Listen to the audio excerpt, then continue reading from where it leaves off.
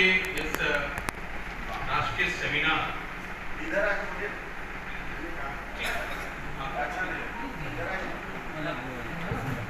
आज के इस राष्ट्रीय सेमिनार जो कि आदिवासी समन्वय समिति भारत के द्वारा आयोजित की गई है, इस सेमिनार में आए हुए हमारे समाज के प्रबुद्धजन, मंचासी,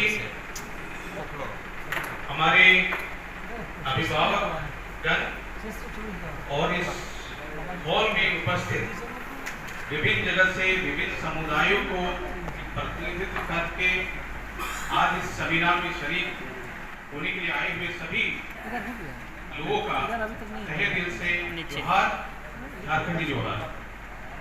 जैसा कि हमें पता है कि जो विषय जो है आज का यूसीसी यूनिफॉर्म सिविल कोड समान नागरिक संहिता का आदिवासियों के ऊपर क्या प्रभाव होगा, इसके ऊपर है। और फिर जैसे धान साहब ने बताया कि उसकी रणनीति सेकेंड हाफ में बनाई है। ये मामला जब से वो नोटिस आया है उसके बाद से पहले चाहे इसके विषय में जानकारी रही हो नहीं रही हो, लेकिन जब से लॉ कमीशन ने लोगों से फीडबैक मांगा है इस विषय के ऊपर पूरे देश भर से, तब से लेकर कुछ न कुछ जानकारी है पब्लिक डोमेन में लोगों के बीच है। लोग उत्सुकता बस इस चीज को पढ़ रहे हैं, सोशल मीडिया में आपसी चर्चा में चीजें आ रही हैं,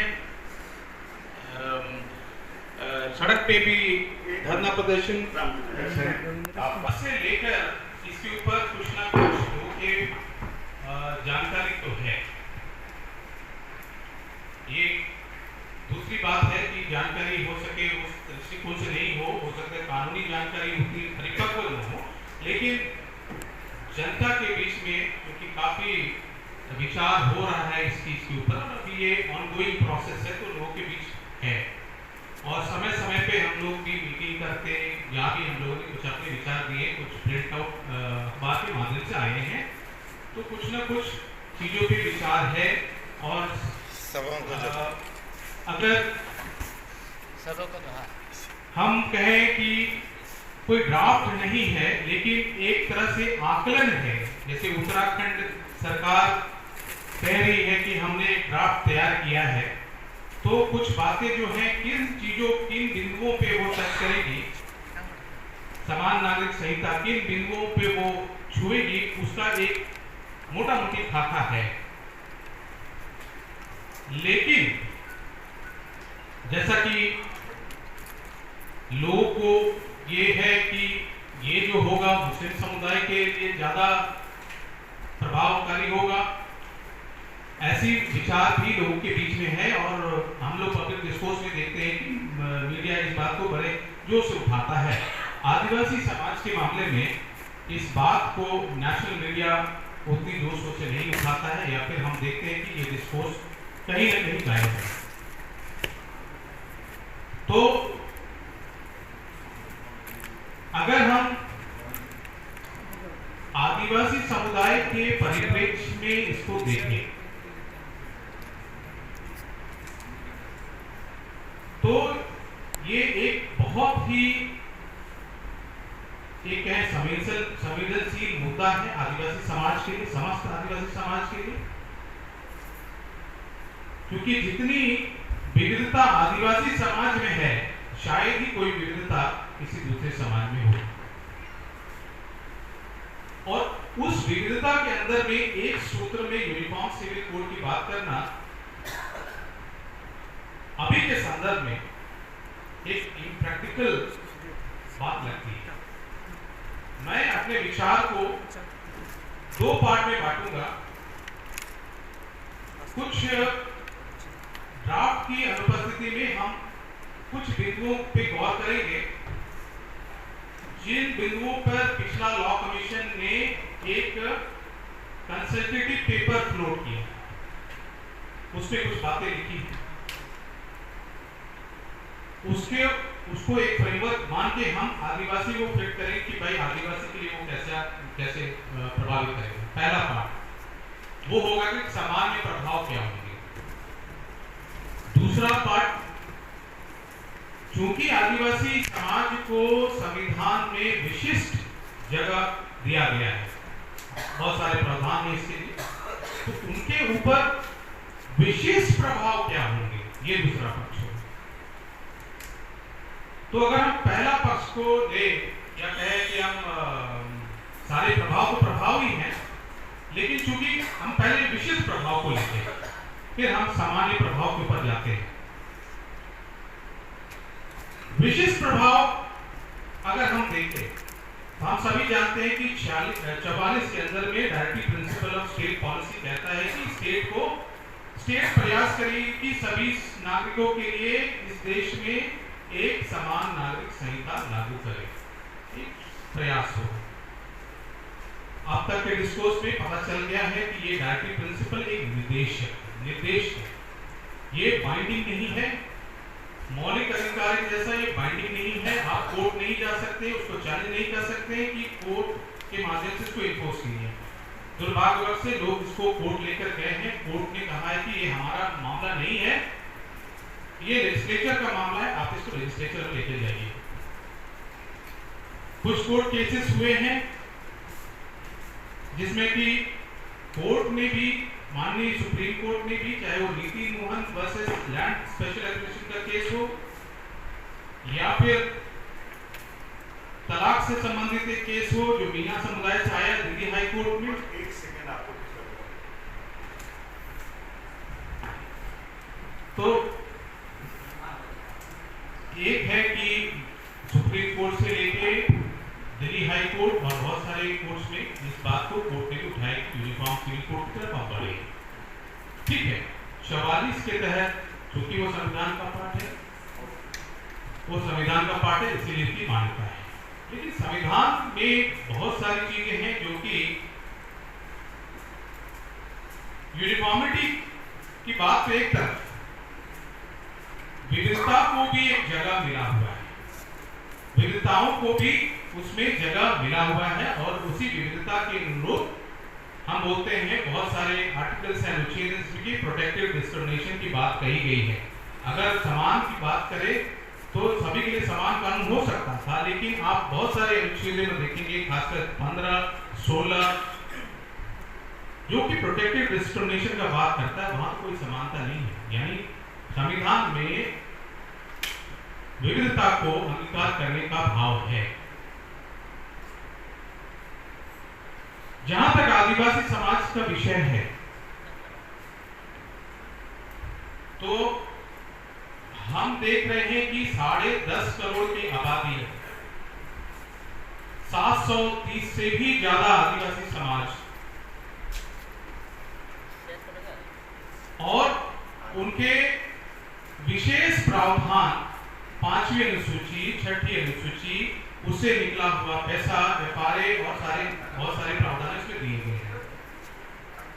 लेकिन जो आदिवासी समाज को जो विशिष्ट दर्जा मिला हुआ है, आप देखेंगे कि पीएन लोकुर, भीम नारायण लोकुर कमेटी 65 का, उन्होंने कुछ कारक गिनाए थे कि भाई आदिवासी समाज को आइडेंटिफाई करने के लिए क्या कारक होने चाहिए।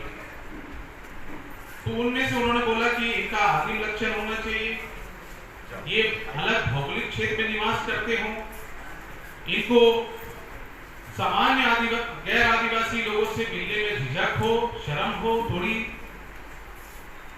चौथा कहा कि इनके पास एक विशिष्ट संस्कृति है, और 5वां बोला है आर्थिक पिछड़ापन या सामान्य रूप से पिछड़ापन। अगर हम 4 कारण को मान ले, अब तो कोई प्रिमिटिव कहना भी गलत है, क्योंकि आपको प्रिमिटिव कहना भी गलत है, आपको पर्टिकुलरली वल्नरेबल ट्राइब बोलते हैं, तो प्रिमिटिव कोई नहीं है, आदिम एक तरह से शब्द इस्तेमाल करना भी गलत है। लेकिन कुछ ना कुछ विशेषताएं अभी भी वर्तमान में दरकार है, जो हम उस आधार पे आदिवासी को फिट कर सकते हैं। उसमें सबसे बड़ा चीज है डिस्टिंक्ट आइडेंटिटी, डिस्टिंक्ट कल्चर, विशिष्ट संस्कृति, विशिष्ट पहचान है। अब हम पहचान के ऊपर जाएं तो उसमें देखें कि पहचान तो सिर्फ आपके खान पान, भाषा, रहन सहन या त्योहारों से नहीं, बल्कि आपका विशिष्ट कानून है, रीति रिवाज, प्रथाएं हैं जो आपके सामाजिक जीवन को संचालित करती है, जो कि किसी धर्म से उत्पत्ति नहीं हुई है। अगर हम बाकी धर्मों की देखें तो उनकी उत्पत्ति किसी न किसी ब्रॉड धर्म से हुई है और रिलीजियस बेस्ड डिस्क्रिमिनेशन उसके वहां पे दिखता है। आदिवासी के संदर्भ में बिल्कुल एब्सेंट है। आदिवासी प्रकृति पूजक है, उनकी अपनी सामाजिक संरचना है और उनकी विशिष्टता को ही आधार मान के संविधान के अनुच्छेदों में, चाहे वो 5वीं अनुसूची हो, 6ठी अनुसूची हो, में उसको एक स्थान दिया गया है। और जब तक आदिवासी अपने कस्टम, रीति रिवाज और रीति रिवाज से जो संचालित उनके जो चीजें हैं वो पकड़ के रखा है, तब तक वो डिस्टिंक्ट आइडेंटिटी मेंटेन करके रखा है। और इसी डिस्टिंक्ट आइडेंटिटी की वजह से लोकल कमेटी ने उस वक्त रैशनलाइज किया कि भाई बहुत सारे आदिवासी आ रहे हैं तो अभी आधार बनाया जाए। हालांकि बाद में उसको कुछ उसमें चेंज करने की बात हो रही, लेकिन अभी भी वही आधार है, उसी आधार पे हम आगे चल रहे हैं। अब देखिए, इसी को आधार मानते हुए संविधान के आर्टिकल 13 में उनके जो रीति रिवाज हैं उनको एक कहा गया है कि कानून की परिभाषा तो वैसे कोई एक्सक्लूसिव परिभाषा नहीं है, इंक्लूसिव परिभाषा है। उसमें उन्होंने इंक्लूड किया है कस्टम्स और यूसेजेस। कस्टम्स और यूसेजेस वैसे कस्टम्स और यूसेजेस जो कि उस भारत की सीमा में फोर्स ऑफ लॉ प्राप्त किए हैं, जिसको कि विधि का बल प्राप्त किए हैं। खैर, विधि का बल प्राप्त करने के लिए बहुत सारे इंग्रेडिएंट्स हैं कानूनी भाषा में, उसकी तरफ हम ना जाएं, लेकिन अगर हम उसको फॉलो करते आ रहे हैं और कॉन्स्टेंटली सर्टेनिटी के साथ, यूनिफॉर्मिटी के साथ में बिना स्टैट्यूटरी लॉ को वायलेट करते हुए, बिना अनैतिक हुए हम उसको फॉलो करें तो हमारा वो फोर्स ऑफ लॉ एक्वायर करता है। और ये जो कानून हमारे जो चाहे पर्सनल लॉ को गवर्न करते हैं, शादी से, तलाक से, विवाह विच्छेद से, या फिर हमारे इनहेरिटेंस सक्सेशन से, उत्तराधिकार से संबंधित, या गोद लेने से संबंधित, या गार्डियनशिप से संबंधित, या मेंटेनेंस से संबंधित, इन्हीं सब विषयों पे पिछला लॉ कमीशन ने अपनी राय दिया था। तो ये जो आदिवासी समुदाय में हर जगह अलग अलग है, बहुत भिन्नताएं हैं इसमें। और चूंकि ये इसको अपने समाज में इसको पालन करते आ रहे हैं, वो एक फोर्स ऑफ लॉ की तरह ऑपरेट करता है अपने अपने समाज में। समाज विविध है, लेकिन उनकी अपनी सिस्टम है, उनको संविधान ने एक जगह दी है। अब यूनिफॉर्म सिविल कोड आए तो यूनिफॉर्म सिविल कोड लाने का तर्क आर्टिकल 14, समानता का अधिकार।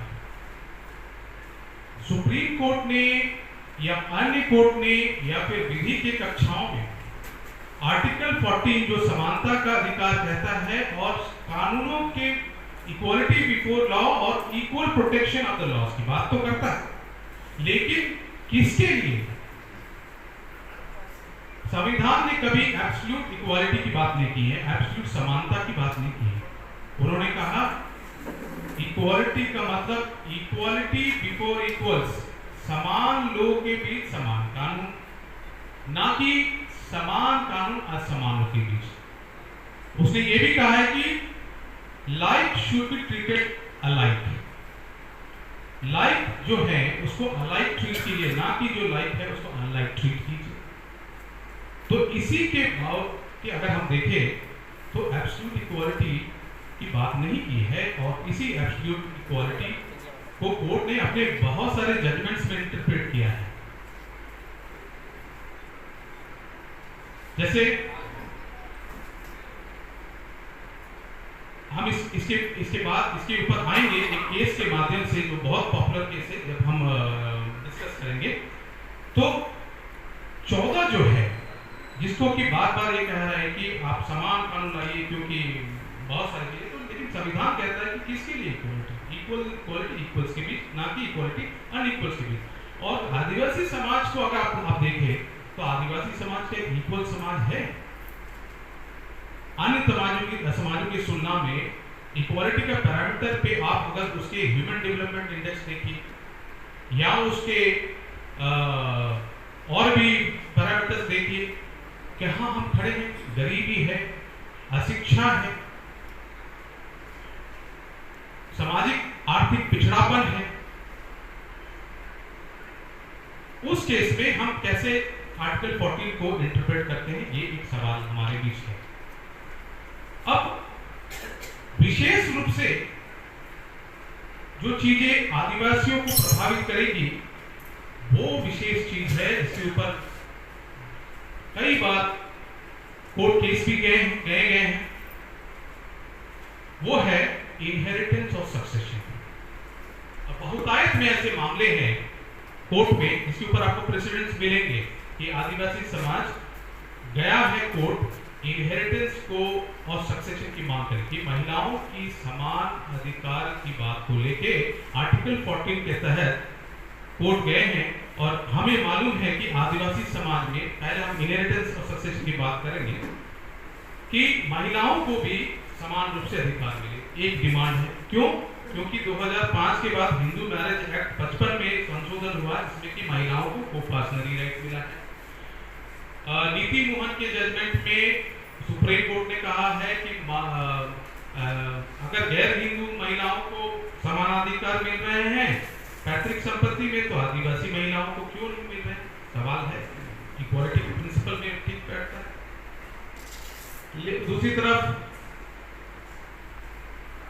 इसी मामले को हम याद करें तो मधु किशोर बनाम बिहार सरकार 96 का केस है जिसमें कि जुलियाना लगड़ा और एक हैं जो कि कोर्ट गई है पीआई के माध्यम से कि ये हमारे जो सीएनटी एक्ट में जो प्रावधान है सेक्शन 7 और 8 जो कहता है कि जो प्रॉपर्टी का जो इनहेरिटेंस होगा वो मेल लाइन में होगा, मुंडारी कोर्ट कटेगा तो उसके मेल लाइन में होगा, उसी तरह से अन्य समाजों मेल लाइन में होगा। इस बात को लेके 96 में वो मामला उठा।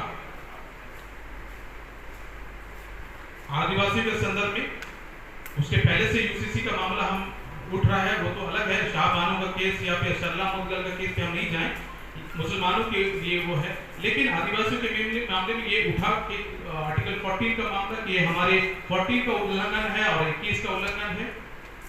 उस वक्त भी काफी अपरोध हुआ, काफी विरोध हुआ, टीएससी उसको नहीं मानी और उसके बाद ये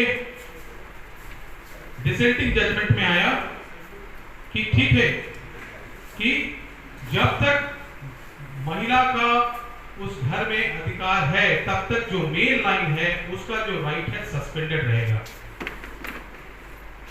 और वो जो राइट्स है वो तो ऑलरेडी हम यूसुफैक्टरी राइट देते हैं महिलाओं को भरण पोषण का अधिकार देते हैं, विधवा को भी उस प्रॉपर्टी में अधिकार है, उसके लाइफ टाइम इंटरेस्ट है। लेकिन आदिवासी समाज की रचना ऐसी है कि वो जमीन से जुड़ी हुई है। उन्होंने डिमांड किया कि हमें एब्सोल्यूट राइट दीजिए, एलिनेट करने का राइट दीजिए ताकि हम उसके ओनर हो, उसको सेल कर सकते हैं, लीज कर सकते हैं, एक्सचेंज कर सकते हैं। ये राइट चाहिए और ये राइट एक बहुत बड़ा राइट है जो कि वर्तमान समय में जमीन से संबंधित जितने विवाद आ रहे हैं, जिस तरह के माहौल हम देख रहे हैं, सारी चीजों का कहीं न कहीं जमीन से कनेक्शन मिल रहा है, प्रॉपर्टी से कनेक्शन मिल रहा है। और आदिवासी समाज अगर हम देखें तो विविधताओं से भरा है। ये एक केस है उस समाज का जो कि पितृसत्तात्मक है, जिसका कि लीनेज है, पैट्रिलिनियल है, पिता के से लेके बेटे के बाद उसके बेटे को हो जाता है। बहुतायत में जो मेनलैंड ट्राइब है जिसमें कि हम आते हैं, 32 जनजातियां यहाँ आती हैं और भी सारे जो मेनलैंड ट्राइब है जो पेट्रियार्की को फॉलो करते हैं, उनमें भी कमोबेश यही सिस्टम है। तो एक तरफ ये है इनहेरिटेंस का मामला, चैलेंज कहाँ है। दूसरी तरफ देखिए नॉर्थ ईस्ट की यहाँ बात करें तो नॉर्थ ईस्ट की जो व्यवस्था है जस्ट इसके कंप्लीटली उलट है। नॉर्थ ईस्ट में आप खास अगर उठा के देख लीजिए मेघालय में गारो, खासी, जैंतिया जैसी मात्र सत्तात्मक जनजातियां हैं और गारो का जो सिस्टम है उसमें तो जो माता को वंश मान के प्रॉपर्टी को उस समाज में दिया जाता है और वो जो कॉन्सेप्ट जो है उसको बोलते हैं माचोंग गारो में खासकर। और जो छोटी बेटी है जो जिसको की प्रॉपर्टी का राइट है बाकियों को नहीं, छोटी बेटी को उसको लोकमा बोल दिया गारो ने और खासियों ने उसको खादू बोला। इस तरह से वो यंगेस्ट डॉटर है, सबसे छोटी बेटी है, उस माँ के लिनेज के हिसाब से प्रॉपर्टी का ट्रांसफर होता है। तो यहाँ से जो पितृसत्तात्मक व्यवस्था का जस्ट उलट है, तो वहां पे जो सन है, जो लड़का है, जो आपका बेटा है, उसको प्रॉपर्टी का कोई राइट नहीं। ये विविधता है। और यहां तक तो शादी विवाह में भी विविधता है, जहां पे यहाँ लड़के शादी करके जब लड़की इनके पास आती है, लेकिन वहां पे तो लड़का लड़की के पास जाता है, खासी समुदाय। और यहां तक तो कुछ ऐसे समुदाय हैं वहां पे जो शादी के बाद वो अपने अपने घर में रहते हैं और समय समय पे एक दूसरे से मिलने जाते हैं, खासकर मिकिर जनजाति में। तो इस तरह से आप देखें मातृ सत्तात्मक व्यवस्था जो उनकी एक व्यवस्था है वो सदियों से इवॉल्व हुई है, ये आज की बात नहीं है। और पूरा जो सामाजिक ढांचा है वो माचोंग के इर्द गिर्द घूमता है, माँ को केंद्र मान के उसको आधार बना के उसकी सारी व्यवस्थाएं गढ़ी गई है। उसी तरह से साउथ में अगर हम जाएं तो देखेंगे केरला जैसे जगह में, केरला में एक व्यवस्था है जिसको बोलते हैं मारू कपकर्तियम, वो भी एक मातृ सत्तात्मक व्यवस्था है और माता को ही केंद्र मान के उसकी सारी सामाजिक संरचना बनी है। उसी तरह से लक्षद्वीप में है, उसी तरह से कुछ ऐसी जनजातियां हैं जिसमें अपने चॉइस के हिसाब से कोई मातृ सत्तात्मक नहीं, कोई पितृ सत्तात्मक नहीं, बल्कि उसको बोलता है बाइलैटरल, उसको बोले द्विपक्षीय। उसमें माता पिता डिसाइड करेंगे कि हमको किसको प्रॉपर्टी का राइट्स देना है। आदिवासी समुदाय में और उस सिस्टम को उन्होंने बोला मकलानी, एक मकलानी का व्यवस्था है जो इनहेरिटेंस से संबंधित है। ये आपके सिस्टम भी एग्जिस्ट कर रहा है जो साउथ के या साउथ के में है, जैसे शोम्पेन है ग्रेट निकोबार में, जहां पे ये सिस्टम एग्जिस्ट करता है। तो इस तरह से आप देखें तो बहुत सारा जो व्यवस्था है बहुत भिन्न है। और जहां तक आप कहें जैसे एक आदिवासी समुदाय में भी इतनी भिन्नता है कि लक्षद्वीप तमिलनाडु में एक समुदाय है जिसको बोलते हैं तारावाद करके एक जनजाति है। उसमें जैसे महिलाओं को एक पैतृक संपत्ति पे यहाँ पे अधिकार नहीं है, उसको यूसुफैक्टरी राइट है, मतलब अपने लाइफ इंटरेस्ट भरण पोषण का अधिकार है। उस तरह से पुरुषों को वहां पे भरण पोषण का अधिकार है, वो लक्षद्वीप के एक ट्राइब में है। वो भी इस 730 से ज्यादा आदिवासी समुदाय में एक समुदाय है, वो भी उतना ही भारत का सिटीजन है जितना कि और है, और वो भी उतना ही आदिवासी है जितना कोई और आदिवासी है। तो आप देखें अगर यूनिफॉर्म सिविल कोड आता है तो क्या कह रहा है कि सभी को राइट्स इक्वल मिलेंगे। क्यों? बिकॉज सुप्रीम कोर्ट ने भी ये कहा है कि महिलाओं को क्यों नहीं मिल रहा है भाई। एक मुद्दा उठ चुका था मधुकिश्वर के समय में, वो मुद्दा है, फिर से वही बात आ रही है। अभी तो और जोर से आ रही है क्योंकि 2005 के बाद विपासना भी मिल गया है, हिंदू महिलाओं को, जबकि हम सब जानते हैं कि हिंदू लॉ आदिवासियों पे लागू नहीं है। आदिवासी कोई उनके सिस्टम में फॉलो नहीं करता है, चाहे वो मिताक्षर हो या हो दया भागा हो। हमारी तो अपनी व्यवस्था है। तो इस तरह से अगर यूसीसी आती है तो सबसे बड़ा चैलेंज क्या है? इधर के समाज जो पितृसत्तात्मक है उसको दोनों को इक्वलाइज करना है।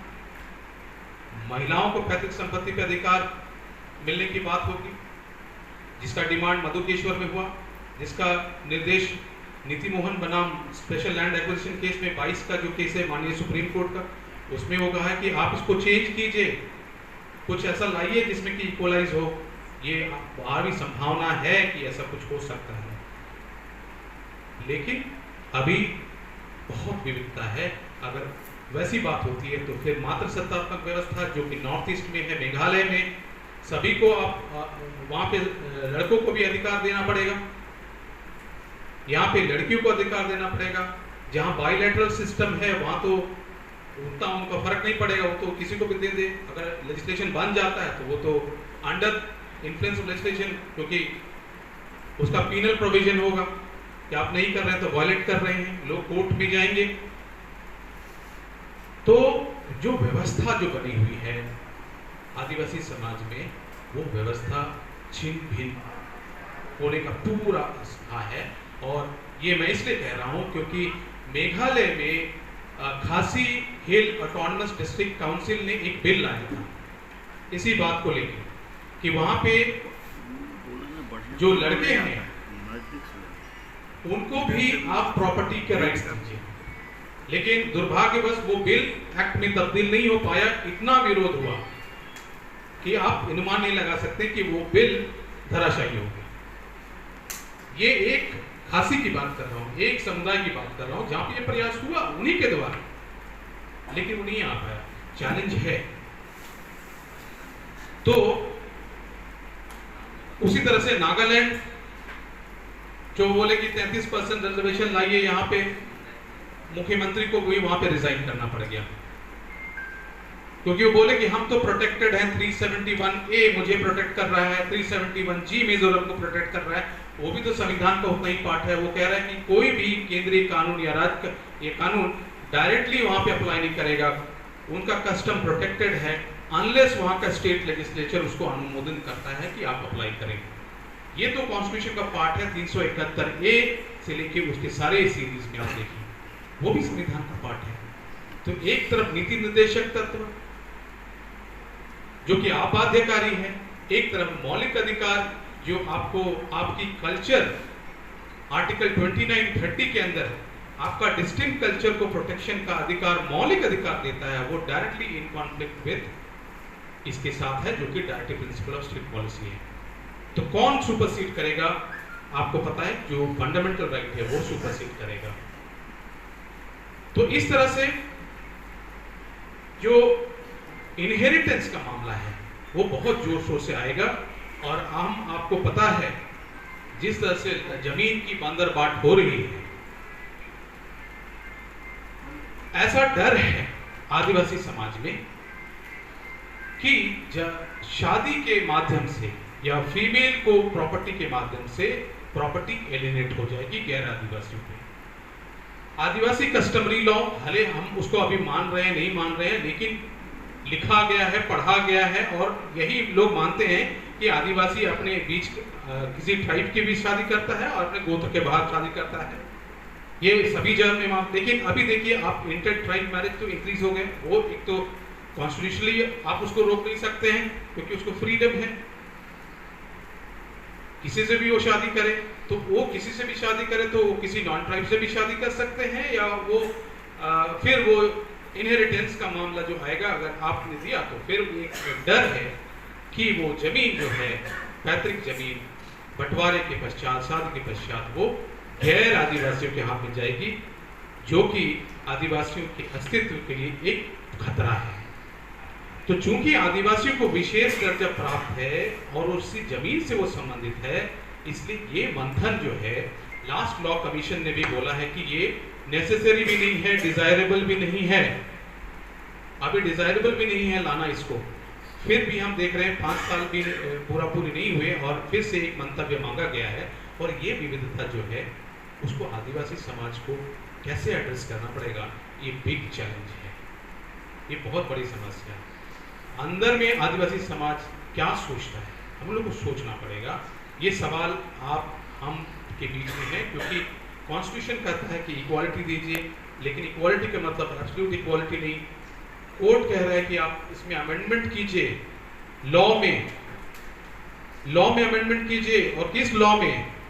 हम आप जान रहे हैं कि हम रीति रिवाज से गवर्न है और हमको अपने रीति रिवाज में गवर्न होने की वजह से 13 का प्रोटेक्शन है। और हिंदू मैरिज एक्ट के अंदर भी सेक्शन 2 सबसेक्शन 2 के अंदर भी प्रोटेक्शन है। हम आदिवासी हिंदू नहीं, हम बोलते तो हैं, लेकिन दुर्भाग्यवश, अज्ञानतावश या फिर देखा देखी वश हम उसी राह पे चल गए हैं जो हमारा डिस्टिंक्ट आइडेंटिटी को कहीं ना कहीं धूमिल कर रहा है और हिंदूकरण को बढ़ावा दे रहा है। हम खुद द्वार खोल रहे हैं। क्यों? सेक्शन 2 सबसेक्शन 2 हिंदू मैरिज का कहता है कि ये जो हिंदू मैरिज एक्ट है वो आदिवासियों पे लागू नहीं होगा, लेकिन केंद्रीय सरकार, central government by notification official gazette में लाके इस सेक्शन 2 सबसेक्शन 2 का प्रोटेक्शन है वो हटा सकती है, जब उनको लगता है कि अब तो आदिवासी पर्याप्त रूप से हिंदूकृत हो गए हैं, सफिशिएंटली हिंदुआइज्ड हो गए हैं, या आदिवासी खुद कहता है कि भाई हम तो अपना सिस्टम छोड़ दिए हैं, हम तो अब हिंदू रीति रिवाज से सब कुछ मानते हैं, हम सब कुछ करते हैं जो हिंदू करता है, पिंडदान भी करते हैं, दुर्गा पूजा भी करते हैं, काली पूजा भी करते हैं, मनसा पूजा भी करते हैं, देखो हम सब जनेऊधारी भी करते हैं, और हम तो सब छोड़ दिए। जब कोर्ट को लगता है, कोर्ट विवश हो जाती है, क्योंकि खुद पार्टी है। एक तो है वो धर्म हिंदू बाई बर्थ तो नहीं है, लेकिन हिंदू बाई रिलीजन हो गया है। और हमें यह ध्यान रखना है कि आदिवासी को हिंदू में जाने के लिए कोई कन्वर्जन का प्रोसेस नहीं है। कोर्ट के जजमेंट्स में ये बोला है कि खासकर पटना हाई कोर्ट की कुछ जजमेंट्स हैं, इसमें कहा गया है कि ये सब सारी चीज लिखे गए हैं और इस बेसिस पे संथाल में कुछ महिलाओं को पैतृक संपत्ति पे अधिकार दिया गया है। तो और वो इसलिए क्योंकि वो हिंदू मैरिज एक्ट में जो रिक्वायर्ड चीजें हैं उसको फुलफिल कर रहे हैं, इसीलिए उसमें हिंदू सक्सेशन एक्ट लगा दिया गया है और उसको हिंदू तौर तरीके से दे दिया गया है। तो एक ये है, हम प्रोटेक्शन में हैं जब तक वो सेक्शन 2 है, और सुप्रीम कोर्ट ने कहा है कि गवर्नमेंट आप इसको कुछ कीजिए ताकि आप इक्वालिटी के बेसिस पे आप हिंदू मैरिज एक्ट इस पे लगा सकते हैं। हम देख रहे हैं कि बहुतायत में सेंसस बता रहा है हमारे कुछ लोग हिंदू पे दर्ज हैं, उनके सर्टिफिकेट्स में हिंदू आ रहे हैं, जो कि उनका अपना रिलीजन का डिमांड और अपना सेपरेट आइडेंटिटी होने का डिमांड को या चीजों को वहीं पे उसको खत्म कर रहा है, और एक तरह से बैकडोर से आप हिंदुआइज्ड हो रहे हैं। तो मुझे याद आता है PS घुरे का एक स्टेटमेंट जो बोले थे कि ट्राइबल कौन है एंथ्रोपोलॉजी में, तो वो बोले कि ट्राइबल्स आर बैकवर्ड हिंदूज। उसको वेरियर एलिमेंट ने काटा, बोला कि नो नो नो, ट्राइबल को अपने जगह रहने दो, उनको प्रोटेक्शन की चाहिए, लेकिन PS घुरे बोले कि ट्राइबल्स आर बैकवर्ड हिंदूज। तो उस तरह से आपको लाने की कोशिश हो रही है कि आप बैकवर्ड हिंदूज हो जाएंगे। और अभी भी आपको अगर इन एब्सेंस ऑफ कस्टम आप बोले तो आपको डीम्ड हिंदूज बोलता है, डीम्ड हिंदूज। अगर आपने नहीं बताया कि भाई हम अलग रीति रिवाज से गवर्न होते हैं तो आप डीम्ड हिंदूज हैं, उसके लिए कोई कन्वर्जन की रिक्वायरमेंट नहीं है, बस आप मान लीजिए कि आप हिंदू हैं। तो ये विशेष जो दर्जा है वो हमारे साथ जाने की संभावना है, उसका एडवर्स रिपरकशन होगा। इसका जो लॉन्ग टर्म ये हो सकता है कि जैसे अन्य जो समाज में हम बोलते हैं कि महिलाओं को ये बाल भ्रूण हत्या है, क्योंकि वहां पे दहेज लेन देन की व्यवस्था है। आदिवासी समाज अभी तक मोस्टली अछूता रहा है दहेज से, तो आप इसका दूरगामी प्रभाव देख सकते हैं कि महिलाओं के प्रति जो हिंसा है वो कहीं ना कहीं बढ़ सकती है। भ्रूण हत्या के केसेस हो सके बढ़ सकते हैं।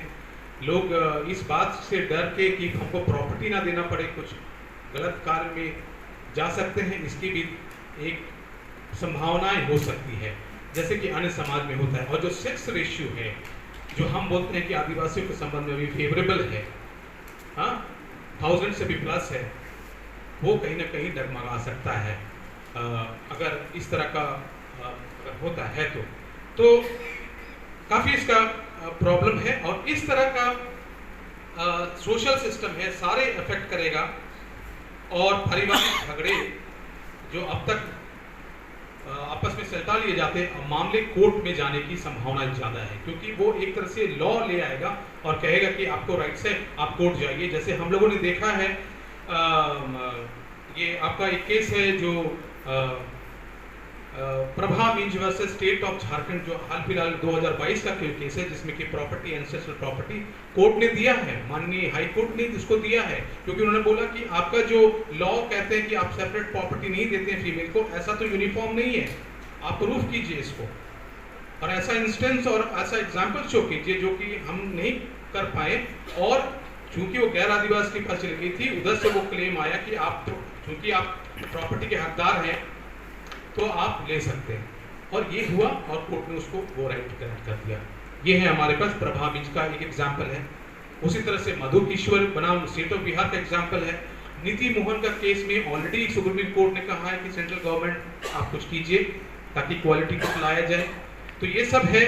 और हम लोग के पास ऑलरेडी एक केस है बागा तिर्की वर्सेस पिंकी लिंडा का, जो कस्टमरी डिवोर्स के बारे में बोलता है। खैर वो दूसरे पक्ष पे है, लेकिन ऐसे मामले बढ़ रहे हैं और इस पे हम लोग को और आदिवासी समाज को सोचना पड़ेगा।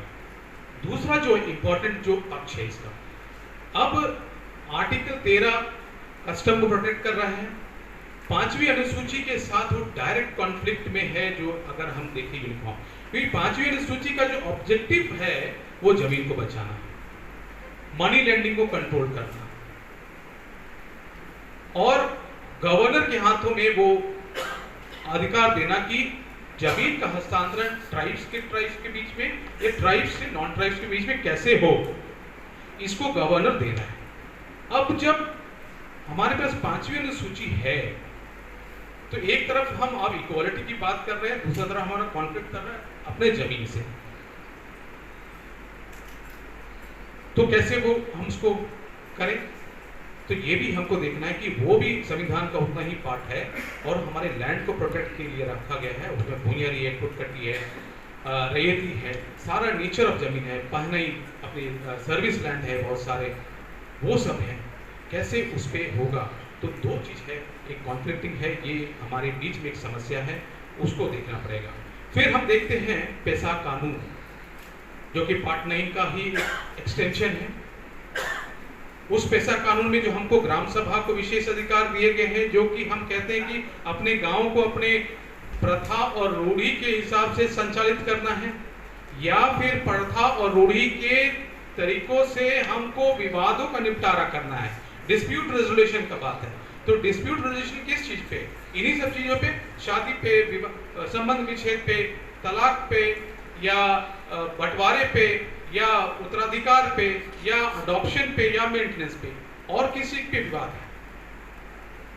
इन्हीं चीजों पे विवाद के लिए जो अधिकार दिया गया है पारंपरिक संस्थाओं को, उन संस्थाओं का रोल क्या रह जाएगा? अगर यूनिफॉर्म सिविल कोड आता है, सारी चीज तो ऑलरेडी डिसाइडेड है, तो वहां पे ये देखना है कि फिर जो ट्रेडिशनल इंस्टीट्यूशंस है उनका वैल्यू क्या रह पाएगा उस तरह से जो अब है, जिसको हम देखते हैं कि ये हमारा डिस्प्यूट रेजोल्यूशन का एक केंद्र है, तो वो भी एक तरह से अफेक्टेड होगा पेशा एक्ट के तहत में। उसी तरह से असम, मेघालय, त्रिपुरा, मिजोरम में जो ऑटोनमस डिस्ट्रिक्ट काउंसिल और रीजनल काउंसिल को जो पावर दिए गए हैं, वो अपने तरीके से वो लॉज बनाते हैं और उनको संरक्षित किया गया है विभिन्न आर्टिकल्स में, वो भी एक तरह से प्रभावित होने का एक संभावना है, पूरी संभावना है। उसी तरह से सीएनपी के जो एक्ट्स हैं, सेक्शन 7, सेक्शन 8, जो कि मेल लाइन ऑफ इनहेरिटेंस की बात बोलता है, वो भी जिसको चैलेंज किया गया था, वो भी उसको भी अमेंड करना पड़ेगा। और सीएनटी के कुछ सेक्शन तो हमारे 9वीं अनुसूची में प्रोटेक्टेड है, इसलिए प्रोटेक्टेड है क्योंकि आप उसको चैलेंज नहीं कर सकते हैं। आर्टिकल 14 और आर्टिकल 21 वो भी फंडामेंटल राइट्स है, उसको वायलेट कर रहा है। इसी बात के लिए वो सब प्रोटेक्टेड है। तो ये भी है, उसको फिर उस प्रोटेक्टिव कवर से भी हटाना पड़ेगा। तो काफ़ी सारे कॉन्स्टिट्यूशनल अमेंडमेंट्स का भी दौर शुरू करना पड़ेगा। 371 से लेके सीएनटी से लेके और सारी चीज़ों पे। तो ये हम देख रहे हैं कुछ स्पेसिफिक जो है, विशेष जो है प्रभाव जो है हम आकलन कर पा रहे हैं आदिवासियों के संदर्भ में। अब हम थोड़ा सा दूसरा हाईलाइट करेंगे, सामान्य जो प्रभाव है, सामान्य प्रभाव क्या होगा, उसका कितना असर होगा। जैसा कि मैंने बताया कि जो लास्ट लॉ कमीशन का जो एक प्रारूप है वो कह रहा है कि हम एज कॉमन एज करेंगे, यही बात हो रही है। मुस्लिम के परिप्रेक्ष्य में देखें तो 14 एज ऑफ प्यूबर्टी मानते हैं और वहाँ पे वो मैरिजेबल एज है उनको मानते हैं। हमारे आदिवासियों में अगर हम देखें, चाहे तो वो एज का कॉमनैलिटी लाएंगे और सभी वो एज को फॉलो करेंगे, चाहे वो 18-21 हो या अभी प्रस्तावित 21-21 हो। तो आदिवासी के संदर्भ में क्या कोई एज है?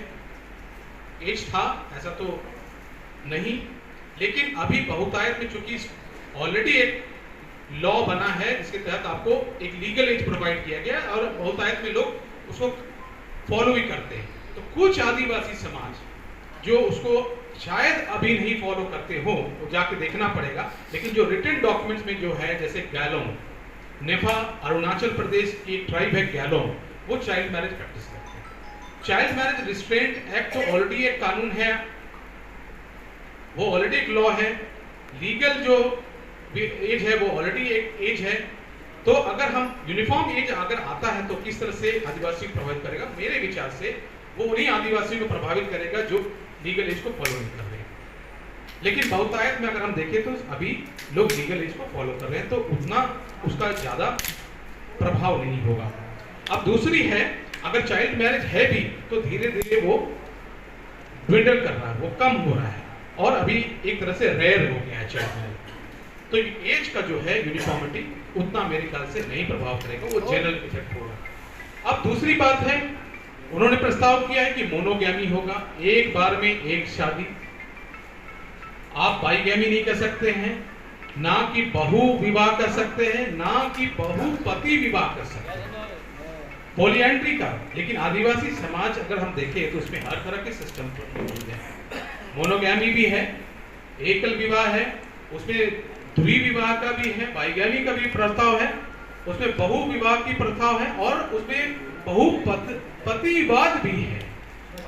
जैसे आप जॉनसाल बावर में बहुपतिवाद भी है।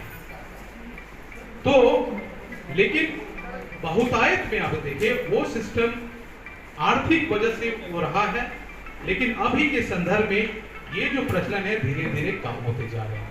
तो जहां तक मोनो एक टाइम में एक शादी की है, क्योंकि इसका जो ऑब्जेक्टिव जो बताया गया है वो पॉपुलेशन कंट्रोल, ठीक है, पॉपुलेशन अभी हम दुनिया के सबसे नंबर 1 हो गए हैं, पॉपुलेशन कंट्रोल होना चाहिए। लेकिन ये किस तरह से प्रभावित करेगा आदिवासी समाज? जहां जहां अगर बाईगैमी हो रहा है, अगर हो रहा है तो बाईगैमी तो कुछ केसेस में अलाउड है। जैसे फॉर एग्जांपल अगर किसी भी पार्टी में बैरननेस का है और या इनफर्टिलिटी का मामला है या फिर इंसैनिटी का मामला है, तो समाज तो उसके बीच का प्रबंध करता है कि आप दूसरी शादी के लिए अनुमति देते हैं।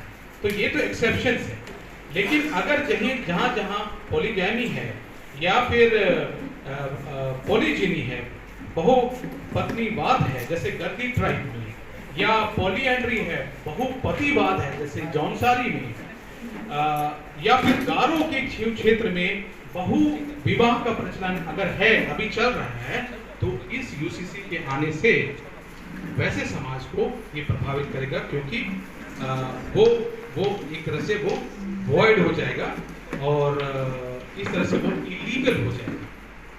तो अब वो समाज को अपना मंथन करना है कि इसको कैसे हम करें अगर वो प्रचलन में है। तो दूसरा है कि जो शादी है, जिसकी भी बात हो रही है उसको कंपलसरी रजिस्टर करेंगे हम। शादी विवाह को कंपलसरी रजिस्टर करेंगे, चाहे वो सामाजिक रूप से हुई हो या फिर वो लीगल रूप से शादी हुई हो, वो रजिस्ट्रेशन में रजिस्टर मिल जाएगा। तो इसका जो असर है आदिवासी समाज में क्या है, अभी जो हम लोग सामान्य देखते हैं कि जनरली रजिस्ट्रेशन लोग करते नहीं है, लेकिन लीगल डॉक्यूमेंट आपको चाहिए कुछ चीज़ों के लिए, तो रजिस्ट्रेशन का प्रावधान है।